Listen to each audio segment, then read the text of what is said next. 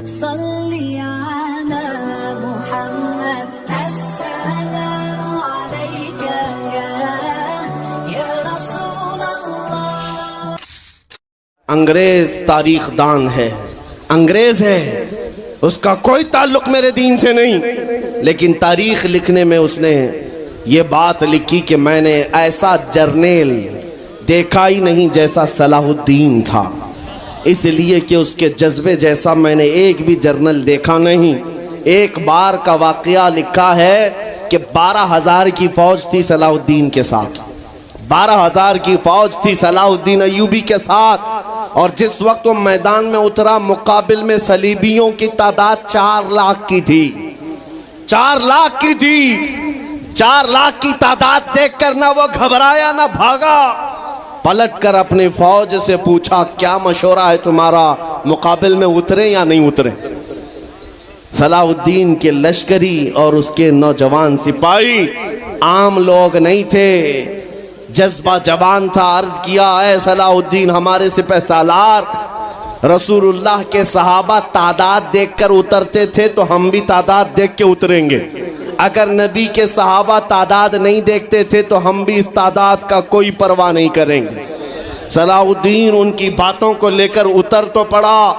تاریخ لکھنے والا انگریز آدمی ہے، کہتا ہے مقابلہ کر لینا اور بات ہوتی ہے، لیکن 4 لاکھ کو تتر بتر کر کے رکھ دینا تاریخ کی الگ بات ہوتی ہے۔ صلاح الدین کے اس کارنامے کے بعد وہ انگریز تاریخ دان کہتا ہے ہمارے علاقوں میں حال یہ ہو گیا تھا، ہمارے ہاں کی مائیں اپنے بچوں کو تھپکیاں دے کر سلاتی تھی اور یہ کہتی تھی کہ بیٹا سو جا نہیں تو صلاح الدین آ جائے۔ سبحان اللہ، سبحان اللہ۔ یہ میں اس لیے باتیں عرض کر رہا ہوں کہ صلاح الدین ایوبی کی طاقت وہ ان کی اپنی باڈی کی طاقت نہیں تھی، وہ نہ ہی کسی جگہ سے ورزش کر کے حاصل کی ہوئی طاقت تھی۔ صلاح الدین کی طاقت عشق مصطفیٰ کی وجہ سے تھی، وہ محبت رسول کا پیکر تھا۔ ہم نے تاریخ میں ان جوانوں کو دیکھا ہے جنہوں نے تاریخ الٹ کر کے رکھ دیا ہے، جنہوں نے زمین میں ایک الگ پرچم لہرا کر رکھ دیا ہے۔ آپ کو پتہ ہے اسی ہندوستان کی سرزمین پر سب سے پہلا 10,000 کا لشکر لے کر آنے والا ایک جوان عرب سے سب سے پہلے آنے والا محمد بن قاسم صرف 19 سال کی عمر میں آیا تھا، 19 سال کی عمر میں آیا تھا۔ کس لیے آیا تھا؟ مال لوٹنے نہیں آیا تھا، یہاں جگہ قبضہ کرنے نہیں آیا تھا، جیسے آج تاریخ توڑ مروڑ کر کے بتائی جا رہی ہے۔ جتنے بادشاہ آئے سب اکرمن کیے، سارے لوگ یہاں لوٹ پاٹ کرنے آئے تھے، یہ تاریخ توڑ مروڑ کر بیان کی جاتی ہے۔ میرے عزیزوں اس پر پھر کبھی گفتگو کریں گے، لیکن محمد بن قاسم کیوں آیا تھا؟ الہ آباد کے ایک پنڈت ہے، انہوں نے خود لکھا ہے، میں اپنی بات نہیں پنڈت جی کی بات کہہ رہا ہوں۔ اس وقت حالات ایسے ہو گئے تھے کہ چند عورتیں، مسلمان عورتیں جو سری لنکا کی سرزمین سے حج کے لیے جا رہی تھیں، اس وقت راجہ دابر سنگھ اس کے کچھ گنڈوں نے ان عورتوں کو پکڑ لیا، ان کی عزت لوٹی، ان کا مال لوٹا، ان کو قیدی بنایا۔ ان عورتوں نے اس وقت پکار کر کہا تھا کہ کوئی ہے جو ہماری عزت بچائے گا؟ کوئی تجارت کرنے والا باہر سے آیا ہوا تاجر بات سن کر کے عرب گیا، عرب میں جا کر گورنر جو تھا اس کے سامنے واقعہ بیان کر رہا تھا۔ 19 سال کا جوان محمد بن قاسم وہاں سے گزر رہا تھا، اس نے اتنا واقعہ سنا کہ ہند کی سرزمین پر کچھ ہماری بہنوں کی عزت لوٹی جا رہی ہے، وہیں کھڑے ہو کر اس نے کہا لبیک یا اختی، اے میری بہن میں تیری عزت کی حفاظت کے لیے آ رہا ہوں۔ وہاں سے پکارا اپنے چچا جو گورنر تھا اس وقت، اس سے 10,000 کا لشکر لے کر کے سب سے پہلے یہاں آنے والا محمد بن قاسم کس لیے آیا تھا؟ مال لوٹنے کے لیے نہیں، عورتوں کی عزت بچانے کے لیے آیا تھا۔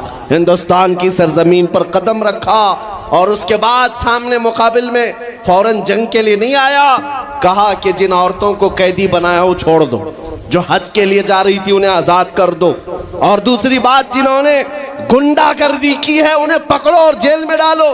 راجہ کو گھمنڈ تھا، اس نے انکار کیا تو محمد بن قاسم نے کہا چلو آؤ محمد عربی کے شیروں سے مقابلہ ہو جائے۔ 3 دن کا مقابلہ ہوا تھا، نہ راجہ بچا نہ باجا بچا، سارے ہزارے ادھر سے ادھر ہو گئے اور محمد بن قاسم کا پرچم لہرایا۔ میرے عزیزو، عورتوں کی عزت کا محافظ 19 سال کا جوان تھا جس نے آتے ہی عورتوں کی عزت بھی بچائی اور میرے دین کا پرچم بھی لہرایا۔ میں آج پوچھتا ہوں ہماری عمریں کتنی ہو گئیں؟ کئی جوان 25 سال 30 سال کراس کر چکے۔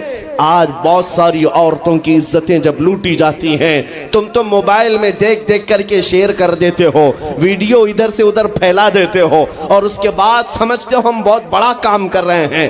ہر کوئی یہی کہتا ہے سب کو شیئر کرو، سب کو شیئر کرو، کائے کے لیے شیئر کرو؟ میرے عزیزو، یہ کون سی جنگ لڑ رہے ہو؟ واٹس اپ موبائل کی جنگ لڑ رہے ہو؟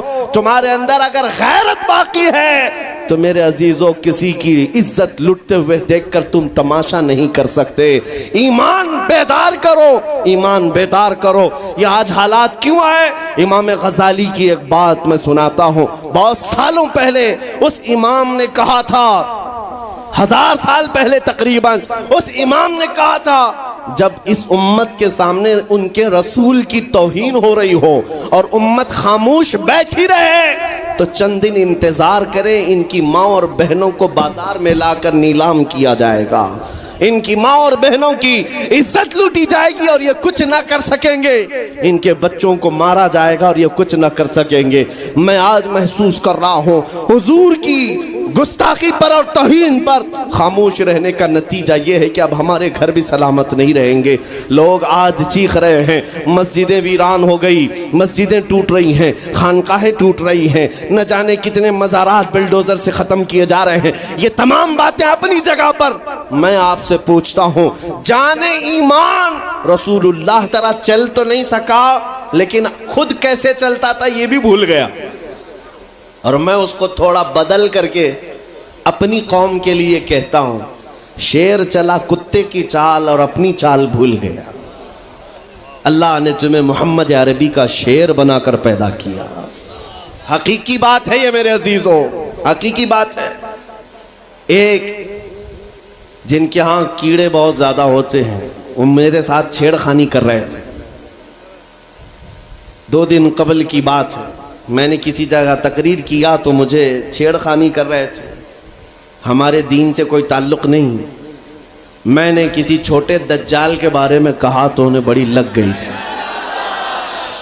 آج کی تقریر پھر وہ سن رہا ہوگا، صاحب میں کہتا ہوں، مجھے انہوں نے میسج میں کہا ہے، گوشت خور مولانا، گوشت خور مولانا، گوشت کھاتے ہیں اور اسٹیجوں پر چلاتے ہیں۔ میں نے جواب میں کہا اللہ کا بڑا شکر ہے گوبر خور تو نہیں ہے، اللہ کا بڑا شکر ہے ہم گوبر کو کوہ نور کہنے والے تو نہیں ہیں۔ اللہ نے دودھ پینے والی قوم میں پیدا کیا ہے، پیشاب پینے والی میں نہیں۔ نعرے تکبیر، نعرے رسالت، نعرے حیدری۔ میرے عزیزو، یہ کوئی بات لطیفے کی نہیں ہے اور نہ ہی چھیڑ خانی کی بات ہے۔ میں ان سے کہتا ہوں ہمیں چھیڑو مت، ہم اپنے نبی کی بات کرتے ہیں، ہم اپنے نبی کی بات کرتے ہیں، اور جہاں پھر تم چھیڑو گے تو پھر ہم اپنے طور پر جواب بھی دیتے رہیں گے انشاءاللہ۔ اس لیے کہ اپنی اپنی قسمت کی بات ہے۔ مجھے گوشت خور مولانا کہہ رہے ہو اور خود کی حالت معلوم نہیں ہے۔ اللہ کریم کا شکر ہے کہ ہم نے دنیا میں دیکھا ہے گوشت کھانے والا بھی شیر ہی ہوا کرتا ہے اور گوبر کھانے والا سور تو نہیں ہے۔ اللہ کا بڑا کروڑا احسان ہے۔ میں ان باتوں میں نہیں آ رہا، لیکن ایک بات ضرور کہنا چاہتا ہوں اے سنیو، ایک بات کہ دنیا 1000 تانے دے، ہمیں فرق نہیں پڑنا چاہیے، اپنے نبی کے اخلاق کو کھل کر کہنا ہے۔ میں آپ سے پوچھتا ہوں کیا ہمارا یہ ایمان ہے یا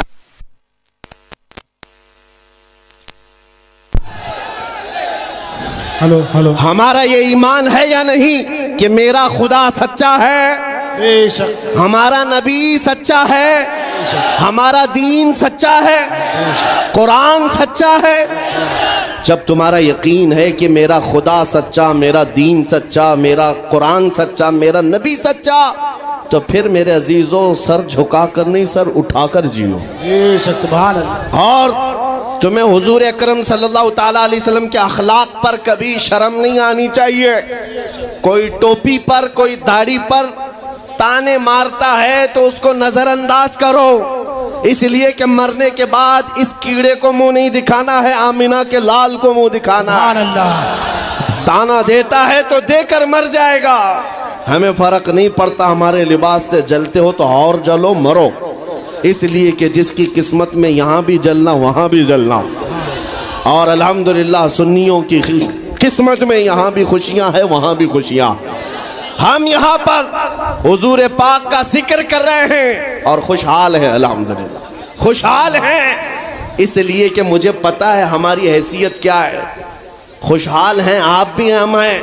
یہ چھوٹی موٹی شکایتیں تو سب کرتے ہیں آپ، کہ بیماری ہے، گھر میں کھانا پانی نہیں ہے، دھندا نہیں چل رہا ہے، بزنس نہیں چل رہا ہے، سب لاس میں ہے، جاب نہیں ہے، سب شکایتیں تمہاری ہے، ہمیں پتا ہے۔ میرے عزیزوں ہم تو بار بار یہ رونا روتے ہیں، ہم بڑی کمزور قوم ہیں، ہم بڑی کمزور قوم ہیں، ہم بڑی کمزور قوم ہیں، لیکن میڈیا کے دجالی کتے بار بار بھونک بھونک کر بتاتے ہیں تم کچھ ہو، تم کمزور نہیں ہو۔ 24 گھنٹے ہم پر ڈیبیٹ ہوتا ہے کہ نہیں ہوتا ہے؟ کل ملا کر ہم پر ہی ڈیبیٹ۔ ارے میاں یہاں تو الیکشن بھی کیمپیننگ کے لیے ہم ہیں، ہمارے مدعے کو لے کر کے ہی سب کو لڑانا ہے، سب کے درمیان۔ میں آپ سے یہ کہتا ہوں، یہ باتیں یوں ہی نہیں، وہ بار بار تمہیں بھونک کر بتا رہے ہیں تم کچھ ہو، لیکن تم کہتے ہو نہیں میں کچھ نہیں ہوں، ہم کمزور ہیں، وہ کہتے ہیں نہیں کمزور نہیں تم کچھ ہو۔ ایک طرف تو کہتے ہیں کچھ نہیں ہے، سب بکھرے ہوئے لوگ ہیں، پنچر پتر بھی کہتے ہیں، لیکن پھر ہم ان سے کہتے ہیں میاں پنچر پتر ہے تو 24 گھنٹے ڈیبیٹ ہم پر کیوں کرتے ہو؟ ڈر کس بات کا ہے؟ کس بات کا ڈر ہے؟ کیا دوسری اور قومیں نہیں ہیں جس کو نشانہ بناؤ گے؟ ارے 70 قومیں موجود ہیں، لیکن ہمیں پتا ہے تمہاری آنکھوں میں اگر کوئی چبھتا ہے تو غلام مصطفیٰ ہی ہے، اس لیے کہ انہیں بھی تاریخ پتا ہے، یہ اگر نکل پڑے ہیں صحرا سے بغیر چپل کے پیوند لگے کپڑوں سے تو قیصر و کسریٰ کو بھی دھول چٹا سکتے ہیں۔ دنیا کی سپر پاور طاقتوں کو گھٹنے ٹیکنے پر مجبور کرنے والی قوم وہ عمر بن خطاب کے شاگرد تھے، صحابہ کرام تھے۔ دنیا کو تاریخ پتا ہے کہ یہ جس دن پڑھنے لگ گئے خالد بن ولید کو، جس دن یہ پڑھنے لگ گئے صلاح الدین ایوبی کو، جس دن ان کو کوئی کہنے لگ گیا کہ تمہارا کوئی شہاب الدین غوری بھی تھا، تمہارا کوئی اورنگزیب بھی تھا، تو پھر یہ مردہ اور مرجھائی ہوئی قوم دوبارہ اٹھنے لگ گئی تو اچھے اچھوں کی نیند حرام ہو سکتی ہے۔ اسی لیے کہا جاتا ہے مسلمانوں کے محلے میں نشہ بانٹو، مسلمانوں کو نشہ کرواؤ، نشہ بیچنے والے یہی، نشہ کرنے والے یہی، اس لیے کہ یہ جب تک نشہ میں رہیں گے ہم سکون سے رہیں گے، اور جس دن یہ اٹھ گئے تو دوسروں کے سکون کے لالے پڑ جائیں گے۔ اس لیے میرے عزیزوں میں تمہیں بیدار کرنے کے لیے آیا ہوں، اور دنیا کی نظروں میں کھٹکتا رہوں گا، لیکن میرے پاس جتنا بھی وقت موجود ہے میں خاموش نہیں رہوں گا انشاءاللہ العزیز۔ کل کو بھی اگر میری پھانسی ہو جائے مجھے اس بات کی پرواہ نہیں ہے، دنیا سے جائیں گے، ہمارے ایک کے مر جانے کے بعد ان کتوں سے کہتا ہوں کہ اس کو یہ مت سمجھ لینا کہ اسلام ختم ہو جائے گا، مجھ جیسے 1000 کٹ بھی جائیں تب بھی ہم نعرہ یہی لگائیں گے، اسلام زندہ ہوتا ہے ہر کربلا کے بعد۔ نعرے تکبیر، نعرے رسالت، شہنشاہ خطابت، شیر ہندوستان سلمان مفتی سلمان ہزاری صاحب قبلہ۔ سبحان اللہ سبحان اللہ۔ میرے عزیزوں بات آج ایمان کی ہے۔ میں نے آج تک کسی تقریر میں کسی کو اسلحہ اٹھانے کی بات نہیں کی، میں نے کبھی کسی کو بندوق بارود چاقو تلوار کی بات نہیں کی، اور نہ ہی ہمیں ضرورت ہے۔ میرے عزیزو ہم تو چاہتے ہیں کہ تم عشق رسول کا جامہ پہن لو، حضور کی محبت کا لباس پہن لو۔ میرے عزیزو چاقو بلیڈ بھی اٹھانے کی ضرورت نہیں، تمہارے چلتے پھرتے دیکھ کر کتنے کیڑے فنا ہو جائیں۔ ہاں صرف تمہاری چلت پھرت سے کئی کتے نالیوں میں مر جائیں۔ سب کو سمجھ میں آتی ہے بات۔ اور جن لوگوں نے مجھ سے پوچھا تھا بار بار آپ کتے کس کو کہتے ہیں، میں نے کہا کوئی سنی مجھ سے پوچھا ہی نہیں، کسی نے مجھ سے پوچھا ہی نہیں۔ یہ ساری تقریریں سن رہے ہیں، آپ نے پہلے ہی پوچھا تو کہیں ایسا تو نہیں کہ زخم پر جا کر بات لگی ہو۔ خیر میرے عزیزو، آپ کو میں بارہا بیدار اس بات کے لیے کرنا چاہتا ہوں، حضور کے اگر غلام ہیں تو پورے غلام بنو، پورے غلام۔ آج کے دن اگر ایک نوجوان بھی یہ عہد کر لیا کہ میں نے اپنی مرضی سے بہت زندگی گزاری ہے، اپنی لائف میں بہت انجوائے کیا ہے، لیکن آج کے دن سے یہ طے کروں گا کہ جیوں گا تو میرے نبی کی مرضی سے جیوں گا، جس نے بھی طے کر لیا، میں سمجھتا ہوں کہ یہ جلسہ وصول ہو گیا، حضور کے قدموں میں پہنچ گیا۔ میں بتاؤ اے نوجوانوں، بچا کیا ہے ہماری زندگی میں اور کیا باقی ہے؟ کیا چاہیے تمہیں؟ پوری دنیا تم ناک رگڑ رگڑ کر حاصل کر بھی لیے تو ایک دن تو موت آنی ہے، ایک دن تو دنیا سے جانا ہے، ساری دولت چھوڑ کر جاؤ گے، اس بات پر سب کا یقین ہے۔ تم نے خود اپنے ہاتھوں سے کتنے مردے دفنائے، تم نے کتنے لوگوں کی قبروں کو خود اپنے ہاتھوں سے بند کیا۔ آج جو یہ آنکھیں کھلی ہیں اچانک بند کر دی جائیں گی، یہ دھڑکنیں رک جائیں گی، تم ہاتھ پیر بھی نہیں اٹھا سکتے، اور یہ پورے لوگ اٹھا کر تمہیں اتنی چھوٹی قبر میں ڈال کر آتے ہیں جہاں کروٹ لینے کی بھی جگہ نہیں، سانس اور ہوا کے لیے کوئی روشن دان نہیں، کھڑکی نہیں، اتنے گھنے اندھیرے کے اندر تم تنہا ہوتے ہو۔ اس قبر کے متعلق سوچو، وہاں منکر نکیر جس کے بارے میں پوچھ رہے ہوں گے وہ تاجدار مدینہ کی ذات ہوگی، حضور کے بارے میں تم سے پوچھا جا رہا ہے کہ تم ان کے بارے میں کیا کہتے تھے۔ اس لیے سنیو، آج ہی ہم تیاری کیوں نہ کر لیں کہ کل کو قبر میں ہم سے فرشتے پوچھیں ان کے بارے میں کیا کہتے تھے، تو وہاں پکار کر نکیرین سے کہنا تم پوچھ رہے ہو ان کے بارے میں کیا کہتے تھے، ارے مر کے پہنچا ہوں یہاں اس دل ربا کے واسطے، سبحان اللہ سبحان اللہ، مر کے پہنچا ہوں یہاں اس دل ربا کے واسطے، ہے شب گور بھی اسی گل سے ملاقات کی رات۔ عزیزان گرامی وقار، آج لے ان کی پناہ، آج مدد مانگ ان سے، کل نہ مانیں گے قیامت میں اگر مان گیا۔ صرف میں تمہارے ان اخلاق کی بات کر رہا ہوں، بڑے درد دل سے کہہ رہا ہوں، آ جاؤ واپس اس نقطے پر جہاں میرے نبی نے ہمیں چھوڑا تھا، آ جاؤ اس راستے پر جس پر چلنے والوں پر اللہ نے انعام نازل کیا ہے۔ آپ کو پتا ہے وہ صحابہ کرام، تابعین اور اولیاء کاملین کا راستہ تھا کہ جن کے بارے میں اقبال نے کہا، دی اذانیں کبھی یورپ کے کلیساؤں میں تو کبھی افریقہ کے تپتے ہوئے صحراؤں میں، دشت تو دشت ہے دریا بھی نہ چھوڑے ہم نے، بحر ظلمات میں دوڑا دیے گھوڑے ہم نے، آ گیا عین لڑائی میں گر وقت نماز، قبلہ روحوں کے زمین بوس ہوئی قوم حجاز، ایک ہی صف میں کھڑے ہو گئے محمود و ایاز، نہ کوئی بندہ رہا نہ کوئی بندہ نواز۔ یہ ہماری تاریخ تھی، یہ ہماری تاریخ تھی، محمد عربی صلی اللہ تعالیٰ علیہ وسلم کے غلاموں کی تاریخ تھی۔ وہ جس جگہ جاتے تھے پرچم اسلام لہراتے تھے، جہاں چل پڑے ہواؤں کا رخ موڑ دیا، آندھیوں کو توڑ دیا، سمندروں میں راستہ بنا لیا، ارے دریائے دجلہ میں گھوڑے دوڑا دیے۔ یہ نبی پاک کے غلام تھے، دنیا ان سے خوف زدہ تھی۔ کیا تھا ان کا نعرہ؟ ان کا نعرہ یہ تھا، ٹل نہ سکتے تھے جنگ میں اگر اڑ جاتے تھے، پاؤں شیروں کے میدان سے اکھڑ جاتے تھے، ارے حق سے سرکش ہوا کوئی تو بگڑ جاتے تھے، تیغ کیا چیز ہے ہم توپ سے بھی لڑ جاتے تھے۔ نعرے تکبیر، نعرے رسالت، دیکھو دیکھو کون آیا، دیکھو دیکھو کون آیا۔ توجہ کی بات ہے، ہم اس قوم کے وارثین میں سے ہیں دنیا جن کی تاریخ جانتی ہے. آپ کو پتا ہے انگریز تاریخ دان ہے, انگریز ہے, اس کا کوئی تعلق میرے دین سے نہیں, لیکن تاریخ لکھنے میں اس نے یہ بات لکھی کہ میں نے ایسا جرنیل دیکھا ہی نہیں جیسا صلاح الدین تھا, اس لیے کہ اس کے جذبے جیسا میں نے ایک بھی جرنل دیکھا نہیں. ایک بار کا واقعہ لکھا ہے کہ 12,000 کی فوج تھی صلاح الدین کے ساتھ, 12,000 کی فوج تھی صلاح الدین ایوبی کے ساتھ, اور جس وقت وہ میدان میں اترا مقابل میں صلیبیوں کی تعداد 4 لاکھ کی تھی, 4 لاکھ کی تھی. 4 لاکھ کی تعداد دیکھ کر نہ وہ گھبرایا نہ بھاگا, پلٹ کر اپنی فوج سے پوچھا کیا مشورہ ہے تمہارا, مقابل میں اترے یا نہیں اترے.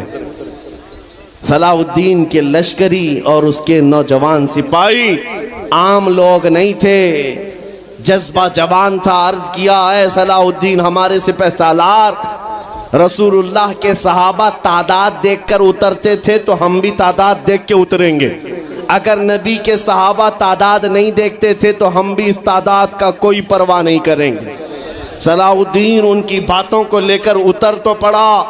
تاریخ لکھنے والا انگریز آدمی ہے, کہتا ہے مقابلہ کر لینا اور بات ہوتی ہے, لیکن 4 لاکھ کو تتر بتر کر کے رکھ دینا تاریخ کی الگ بات ہوتی ہے.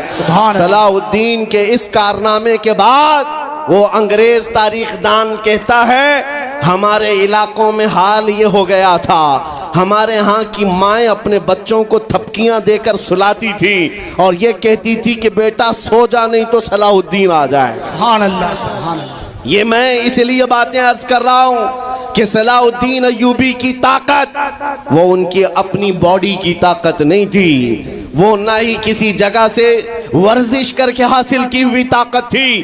صلاح الدین کی طاقت عشق مصطفیٰ کی وجہ سے تھی, وہ محبت رسول کا پیکر تھا. ہم نے تاریخ میں ان جوانوں کو دیکھا ہے جنہوں نے تاریخ الٹ کر کے رکھ دیا ہے, جنہوں نے زمین میں ایک الگ پرچم لہرا کر رکھ دیا ہے. آپ کو پتا ہے اسی ہندوستان کی سرزمین پر سب سے پہلا 10,000 کا لشکر لے کر آنے والا ایک جوان عرب سے سب سے پہلے آنے والا محمد بن قاسم صرف 19 سال کی عمر میں آیا تھا. 19 سال کی عمر میں آیا تھا. کس لیے آیا تھا؟ مال لوٹنے نہیں آیا تھا, یہاں جگہ قبضہ کرنے نہیں آیا تھا. جیسے آج تاریخ توڑ مروڑ کر کے بتائی جا رہی ہے, جتنے بادشاہ آئے سب اکرمن کیے, سارے لوگ یہاں لوٹ پاٹ کرنے آئے تھے. یہ تاریخ توڑ مروڑ کر بیان کی جاتی ہے. میرے عزیزوں اس پر پھر کبھی گفتگو کریں گے, لیکن محمد بن قاسم کیوں آیا تھا؟ الہ آباد کے ایک پنڈت ہے, انہوں نے خود لکھا ہے, میں اپنی بات نہیں پنڈت جی کی بات کہہ رہا ہوں. اس وقت حالات ایسے ہو گئے تھے کہ چند عورتیں, مسلمان عورتیں جو سری لنکا کی سرزمین سے حج کے لیے جا رہی تھی, اس وقت راجہ دابر سنگھ اس کے کچھ گنڈوں نے ان عورتوں کو پکڑ لیا, ان کی عزت لوٹی, ان کا مال لوٹا, ان کو قیدی بنایا. ان عورتوں نے اس وقت پکار کر کہا تھا کہ کوئی ہے جو ہماری عزت بچائے گا. کوئی تجارت کرنے والا باہر سے آیا ہوا تاجر بات سن کر کے عرب گیا. عرب میں جا کر گورنر جو تھا اس کے سامنے واقعہ بیان کر رہا تھا. 19 سال کا جوان محمد بن قاسم وہاں سے گزر رہا تھا. اس نے اتنا واقعہ سنا کہ ہند کی سرزمین پر کچھ ہماری بہنوں کی عزت لوٹی جا رہی ہے. وہیں کھڑے ہو کر اس نے کہا لبیک یا اختی, اے میری بہن میں تیری عزت کی حفاظت کے لیے آ رہا ہوں. وہاں سے پکارا اپنے چچا جو گورنر تھا اس وقت, اس سے 10,000 کا لشکر لے کر کے سب سے پہلے یہاں آنے والا محمد بن قاسم کس لیے آیا تھا؟ مال لوٹنے کے لیے نہیں, عورتوں کی عزت بچانے کے لیے آیا تھا. ہندوستان کی سرزمین پر قدم رکھا اور اس کے بعد سامنے مقابل میں فوراً جنگ کے لیے نہیں آیا. کہا کہ جن عورتوں کو قیدی بنایا وہ چھوڑ دو, جو حج کے لیے جا رہی تھی انہیں آزاد کر دو, اور دوسری بات جنہوں نے گنڈا گردی کی ہے انہیں پکڑو اور جیل میں ڈالو. راجہ کو گھمنڈ تھا, اس نے انکار کیا تو محمد بن قاسم نے کہا چلو آؤ محمد عربی کے شیروں سے مقابلہ ہو جائے. 3 دن کا مقابلہ ہوا تھا, نہ راجہ بچا نہ باجا بچا, سارے ہزارے इधर से उधर हो गए और मोहम्मद बिन कासिम का परचम लहराया। मेरे अजीजों, औरतों की इज्जत का मुहाफिज 19 साल का जवान था, जिसने आते ही औरतों की इज्जत भी बचाई और मेरे दीन का परचम भी लहराया। मैं आज पूछता हूं, हमारी उम्रें कितनी हो गई? कई जवान 25 साल 30 साल क्रॉस कर चुके। आज बहुत सारी औरतों की इज्जतें जब लूटी जाती हैं, तुम तो मोबाइल में देख देख करके शेयर कर देते हो, वीडियो इधर से उधर फैला देते हो और उसके बाद समझते हो हम बहुत बड़ा काम कर रहे हैं। हर कोई यही कहता है सबको शेयर करो, सबको शेयर करो। काय के लिए शेयर करो? मेरे अजीजों, ये कौन सी जंग लड़ रहे हो? व्हाट्सएप मोबाइल की जंग लड़ रहे हो? तुम्हारे अंदर अगर गैरत बाकी है तो मेरे अजीजों, किसी की इज्जत लुटते हुए देखकर तुम तमाशा नहीं कर सकते। ईमान बेदार करो, ईमान बेदार करो। मेरे अजीजों, आज मुझे बैतुल मुक़द्दस के सिलसिले में आपको कुछ बेदारी लाने की ज़रूरत है। आप ये अगर समझते हो कि उनसे हमारा क्या ताल्लुक़ है, वो फ़िलिस्तीन की बस्ती में है, हम यहाँ हिंदुस्तान में हैं। पूरी दुनिया के मुसलमानों का ताल्लुक बैतुल मुक़द्दस से है हदीस रसूल के मुताबिक, और आपको वहां के हालात यूं समझ ले कि ऐसी है कि वहां बुखार चढ़ेगा तो पूरी कायनात के मोमिनीन में बुखार आना है। वहां के हालात जो भी तब्दील होंगे उसका असर पूरी दुनिया के मोमिनीन पर होना है। हमारा रिश्ता वहां से मजबूती के साथ जुड़ा है। वो अंबिया की सरजमीन है। हुजूर पाक सल्लल्लाहु तआला अलैहि वसल्लम की कई हदीसें फिलिस्तीन और बैतुल मुक़द्दस को लेकर के जो क़यामत के करीब होने वाली हैं, वो बशारतें भी। मैं थोड़ी सी तारीख आपके सामने रखूं मेरे अजीजों। आज वो बैतुल मुक़द्दस जो मोमिनीन का क़िबला अव्वल रहा, 17 महीने तक मेरे आका सल्लल्लाहु अलैहि वसल्लम खुद बैतुल मुक़द्दस की तरफ मुंह करके नमाज पढ़ते रहे।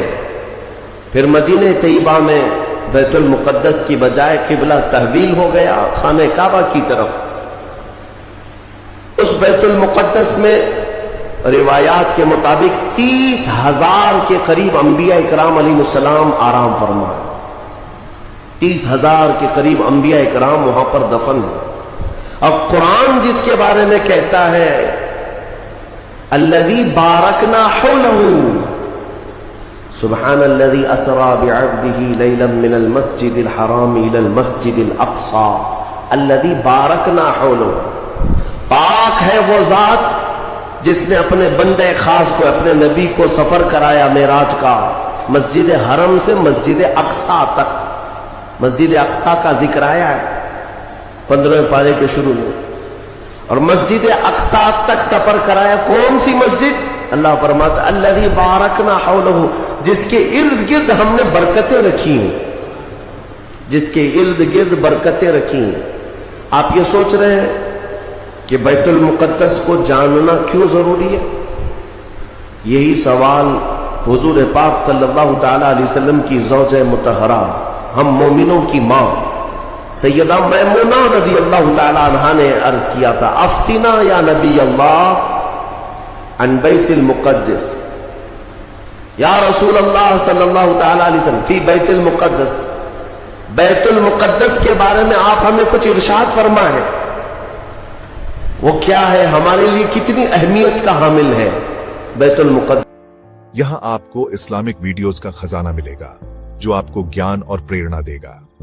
कुरान की गहरी शिक्षाओं से लेकर पैगंबरों की दिलचस्प कहानियों तक हमारे पास सबके लिए कुछ न कुछ है। हमारा कंटेंट एड फ्री, हलाल और म्यूजिक फ्री है, मतलब एकदम शुद्ध और ध्यान केंद्रित। और जानते हैं क्या, सब्सक्राइब करके आप सिर्फ अच्छे कंटेंट ही नहीं पाएंगे बल्कि सदका ए जारिया में भी हिस्सा लेंगे। हम अच्छी क्वालिटी के वीडियोस लाते हैं जिनमें कई भाषाओं में सबटाइटल होते हैं ताकि सभी को फायदा हो। साथ ही हम इस्लामिक कला और संस्कृति की खूबसूरती भी दिखाते हैं, नशीदों से लेकर दिल को छूने वाली पोएट्री तक। तो अगर आप नए हैं तो सब्सक्राइब बटन दबा दें और हमारे कम्युनिटी का हिस्सा बने। हमारे नए वीडियोस के साथ अपडेट रहें और इस्लाम को और अच्छी तरह समझें और अपनाएं। देखने के लिए शुक्रिया और आप पर अल्लाह की रहमत और बरकत हो। लाइक, कमेंट और शेयर करना न भूलें।